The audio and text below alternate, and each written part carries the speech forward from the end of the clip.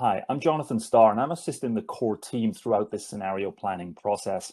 I've been working in scenarios for over 25 years in the private, government, and not-for-profit sectors. For the last 10 years or so, I've worked extensively on using scenario planning to help organizations plan for an era of climate change. I've specifically assisted the US National Park Service on climate change scenario planning, and I've authored a number of publications, including a handbook for practitioners.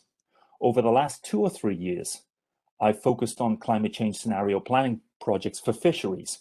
I've done work on Atlantic salmon, North Atlantic right whales, Dungeness crab in Oregon, and also worked for the Pacific Fisheries Management Council. For the rest of this video, I'll explain the basics of scenario planning, why it's important, tell you a little history about it, and then a summary of the benefits that accrue from using scenario planning.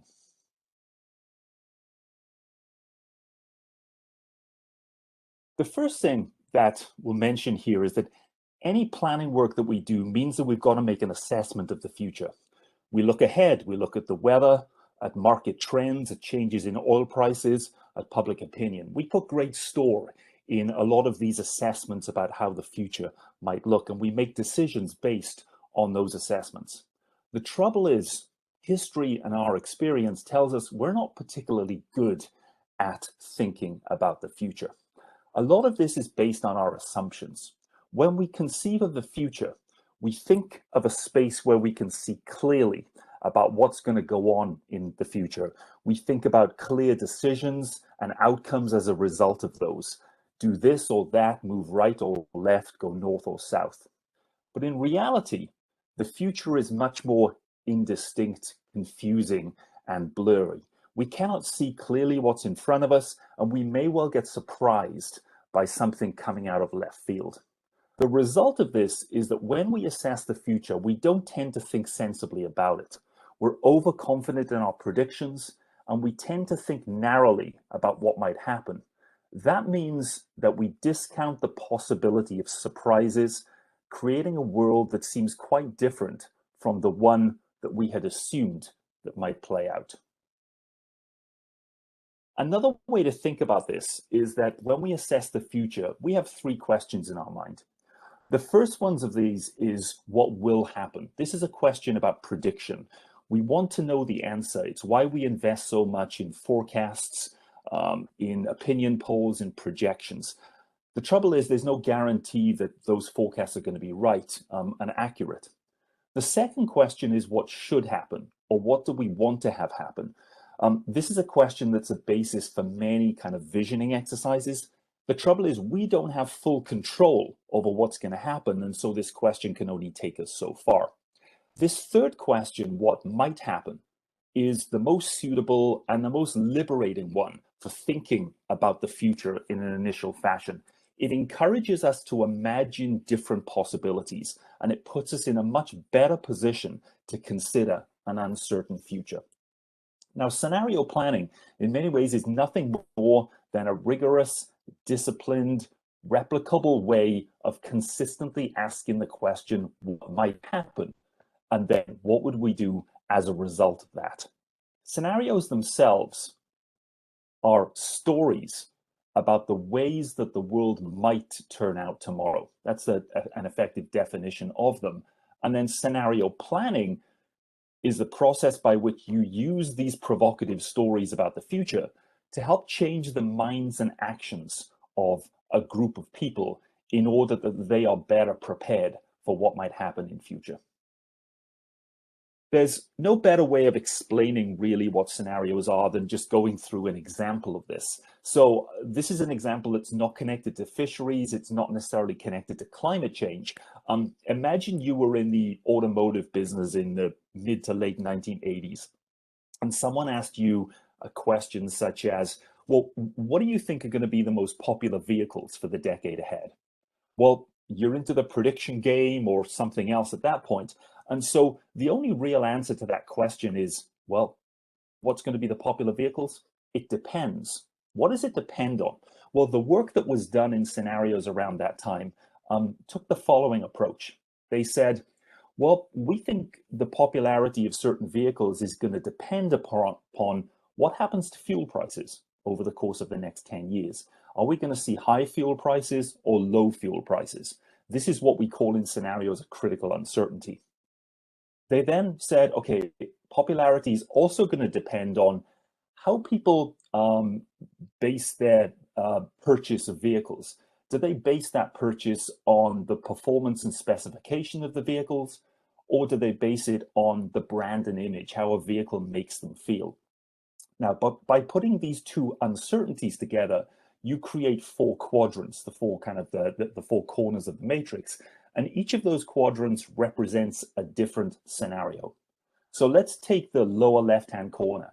You imagine a world in the future, 10 years into the future, of low price fuel and where people are buying on the basis of performance and specifications. They called that world Long Live Detroit. It's where the continuation of some of the way in which the automotive industry worked just kind of carried on. It's a world of muscle cars and brand loyalty. There's a lot of inertia, not much change within the industry. That would be one possibility. But what if fuel prices rose and you had a different scenario like the top left? Here, this one they call the engineer's challenge. People are still buying on the basis of performance and specs, but now you're in a high price fuel world. This one is where efficiency becomes much more of a key issue compared to muscle cars in the lower left. You can go around the matrix here. What about a world of high price fuel and brand and image where people were buying on the basis of how cars made them feel? That created a scenario called green highways, where now the emphasis was on much more on smaller cars or versatility. And then finally, a fourth scenario, imagining a world of low price fuel and people buying on brand and image, was one they called foreign competition. And here, the emphasis was much more on sportier cars, light trucks and vans. So you can see just very quickly with a question like, what will be the popular vehicles of the next 10 years? There are many, many answers to that. And what this scenario matrix does, it gives us a map and a guide to what might drive demand going in various directions. What scenarios can do is they can then result in important ideas. So one of the things that you can do is to say, well, what makes sense for us to do no matter which scenario plays out? That's called a robust strategy. In this case, the organization said it makes sense for us to design for efficiency no matter what. Scenarios also develop and deliver innovative ideas. This quadrant of foreign competition allowed the group to conceive of new types of vehicles, sports utility vehicles and minivans that really people hadn't seen before. And so the scenarios allowed them to be innovative in new product development. In summary, when you do scenario planning in all its different forms, there are a number of different benefits. The first is that you get quicker reactions to a changing world. You're rehearsing the future. You're thinking about it in different ways than you have done in the past. And therefore, if changes do happen, if things unexpected do happen, you can react more quickly. Scenarios also deliver more considered decisions and flexible plans, like the automotive example when you kind of end up with a robust strategy. It delivers more innovative ideas because you're stretching your mind to think about new possibilities. In a similar way, scenarios allow you to think about risks in a much earlier and broader fashion than you might otherwise do. So you can be attuned to maybe some of the downsides of what might happen.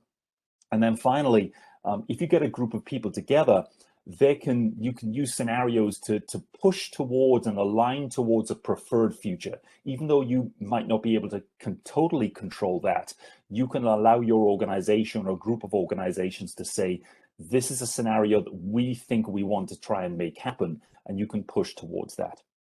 Overall, the main benefit of scenarios is to ensure that people, groups, or organizations don't plan on the basis of a single view of the future. The future is more complicated than that, and scenarios allows us to acknowledge that and still plot a way forward from it.